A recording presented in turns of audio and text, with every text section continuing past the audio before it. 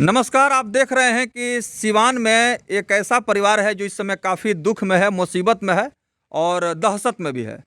क्योंकि इनकी बेटी की शादी हिंदू धार्मिक रीति रिवाज के साथ, बड़ी अरमान के साथ और बहुत ही सम्मान के साथ हुई थी।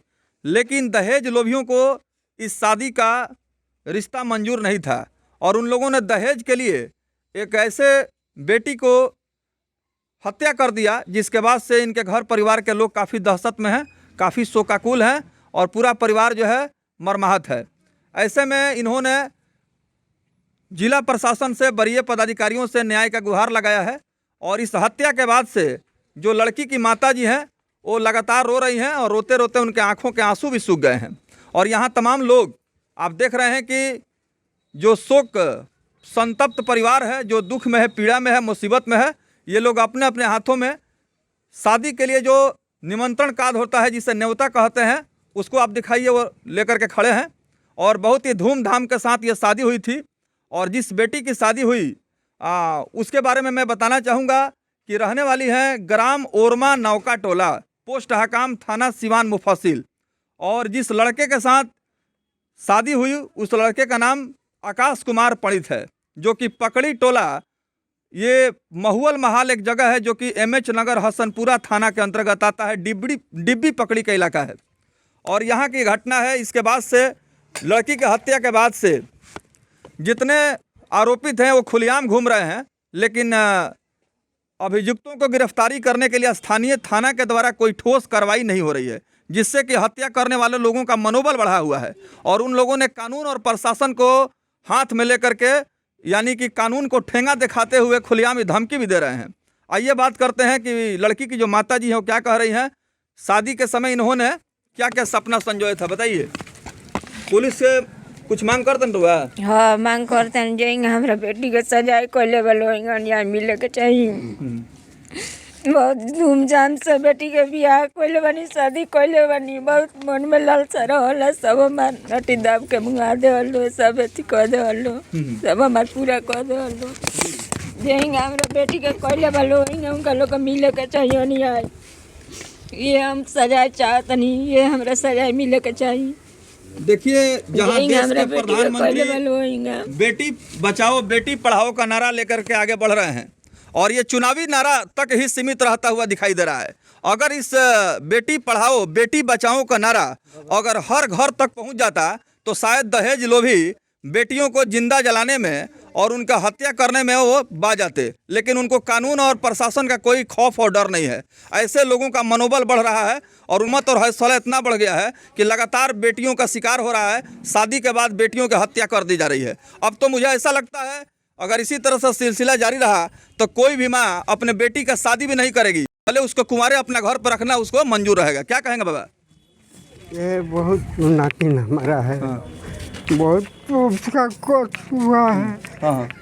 हमको सेवा करती था पहले, बहुत ज्यादा दवा दारू खिलाती है, लेकिन गए तो वहाँ से कहता है बाबा दवा आपको मिलता है। हम कहेंगे हाँ हमको मिलता है बाबू, कोई बात की दिक्कत नहीं है तो नहीं, यही तो हमारा पैसा लेकर दे दिया हम लोग, कोई बात नहीं, दूसरा नहीं किया है लोग।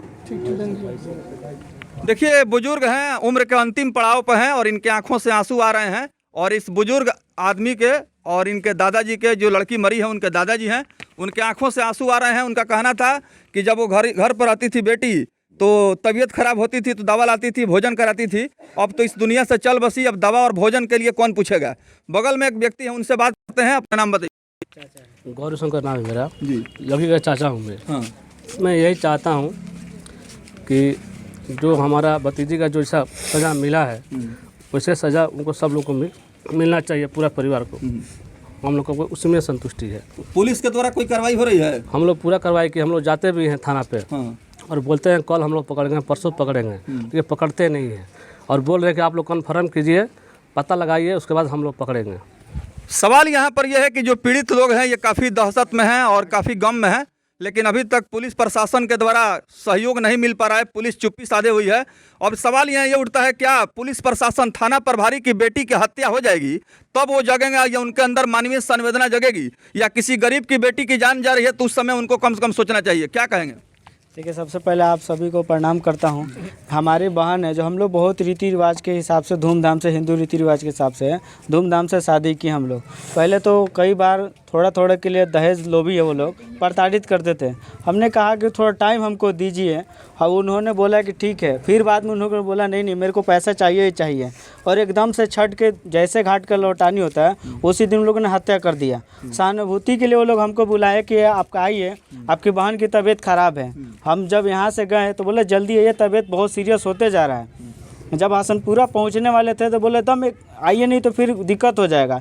जब वहाँ पहुँचे तो झूठ बोल के पहले बुलाए, और अभी तक 3 महीना 2 दिन हो चुका है। 90 दिन में सब लोग बोलता है कि कुर्ती जब्ती हो जाता है, मगर 90 दिन से ज़्यादा हो गया।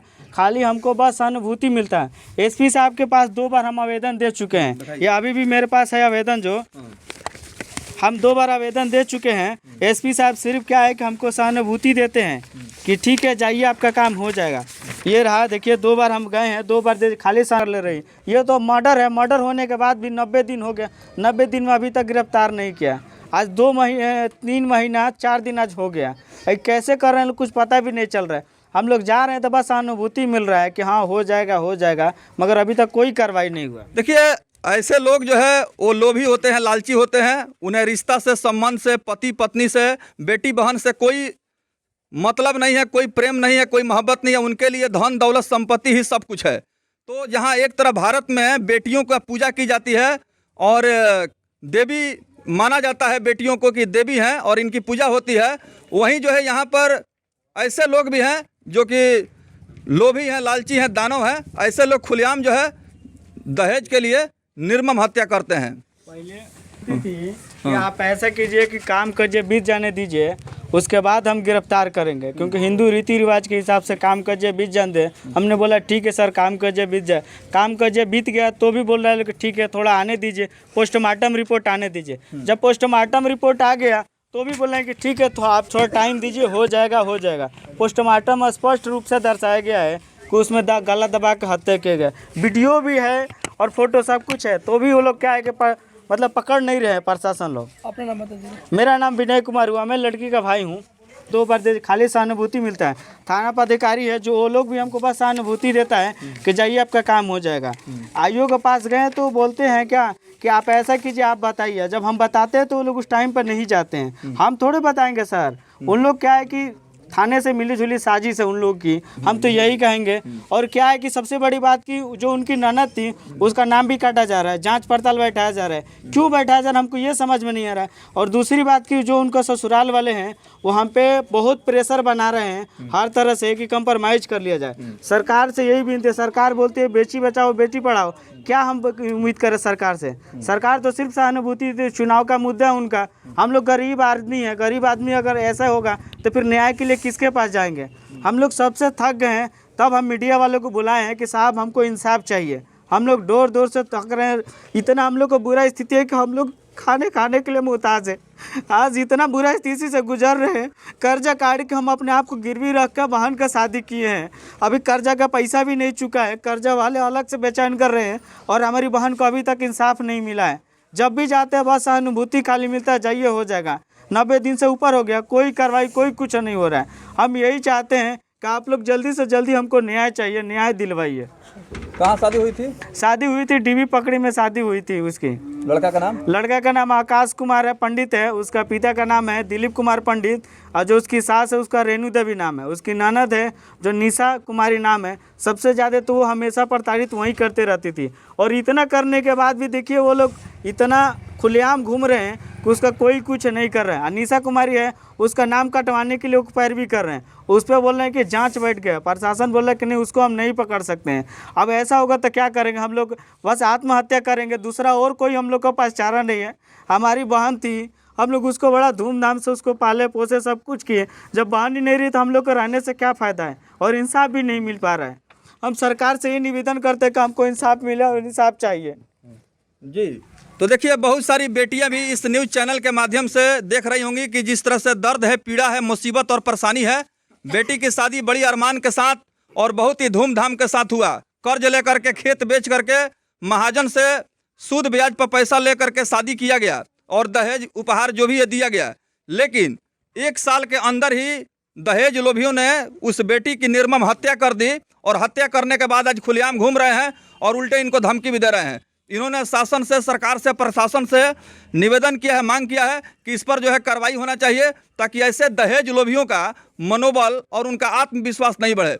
क्योंकि ऐसे जो लोग होते हैं समाज में मानव के रूप में होते हैं, लेकिन उनका काम दानव का होता है। तो आपको लगता है कि ये राक्षसी लोग, दानव लोग आप लोगों का पूरा जीवन को बर्बाद कर दिए हैं? सर पूरा बुरी तरह से बर्बाद कर दिए हैं। हमको नहीं लगता कि हम लोग को इंसाफ मिल पाएगा।